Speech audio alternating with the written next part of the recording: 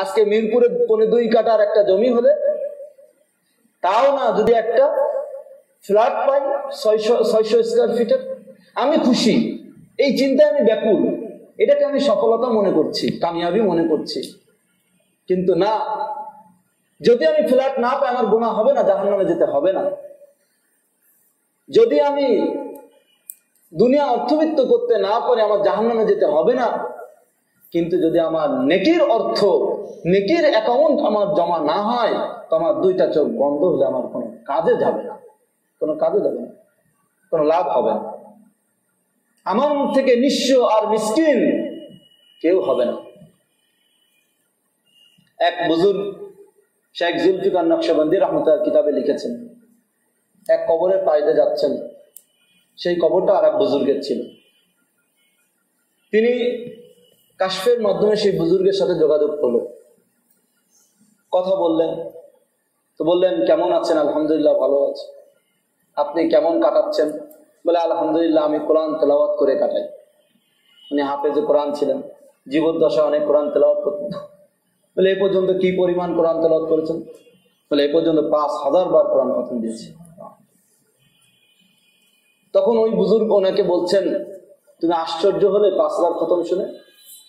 এই 5000 খতমের কোনো লাভ নাই। আমি অভ্যস্ত ছিলাম, তাই আল্লাহ তাআলা আমাকে কবরে পড়ার তৌফিক দিচ্ছেন, এটা আমার একটা সময় কাটতেছে, কিন্তু এতে কোনো লাভ নাই। তুমি যে উপরে বসে সুবহানাল্লাহ বলেছো, ওইটা আমাকে দাও, আমার লাভ আছে।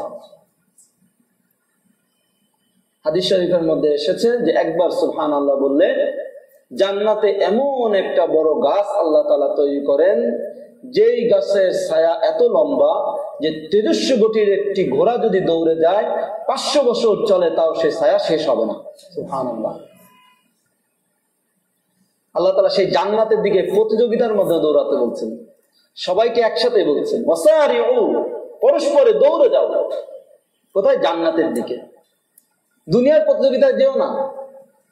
দুনিয়াতে যাকে যা দিয়েছে সে তাই পাবে, বেশি পাবে না। আল্লাহ বলেন, নাহনু কাসামনা বাইনাহুম মাঈশাতাহুম ওয়া রাফা'না বা'দাহুম ফাওকা বা'দিন দারাজাত। আমি তোমাদের মাঝে তোমাদের জীবন উপকরণকে, জীবিকার উপকরণকে আমি বন্টন করে দিয়েছি, আর এদের মধ্যে কাউকে কারো উপর আমি প্রাধান্য দিয়েছি বিভিন্ন স্তরে, দারাজাত, বিভিন্ন স্তরে। কেউ এলিট ফ্যামিলি, কেউ কোটিপতি, কেউ লাখপতি, কেউ হাজারপতি, কেউ ফুটপতি। বিভিন্ন স্তরে আল্লাহ তাআলা কাউকে না কাউকে দিয়েছেন। কেউ এক সমান নাই। দুনিয়াতে কি কেউ বলতে পারে যে সবাই এক সমান? কেউ হয়তো এখানে 6 তলা বিল্ডিং এর মালিক, কেউ 1 তলার মালিক, কেউ একটা ফ্ল্যাটের মালিক, কেউ ভাড়াটিয়া, কেউ আরো কিছুই নাই। এটা দেখার বিষয় না, এটা কোনো কৃতিত্বের বিষয় না, এটা কোনো গর্ব এবং অহংকারের বিষয় না, কারণ এটা আমার জন্মের 50,000 বছর আগে লিখে দেওয়া হয়েছে। আল্লাহ তাআলা কোরআনে বলেছেন 50,000 সানা, 50,000 বছর আগে আল্লাহ তাআলা রিজিক লিখে দিয়েছেন।